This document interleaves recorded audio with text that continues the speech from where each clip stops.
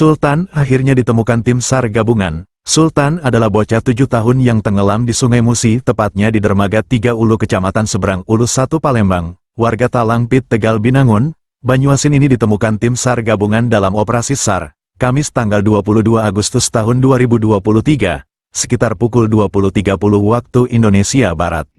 Baik, untuk proses penemuan korban pada pukul 20.30, korban mengambang tidak jauh dari LKP sekitar 50 meter dan langsung dievakuasi oleh warga tempat.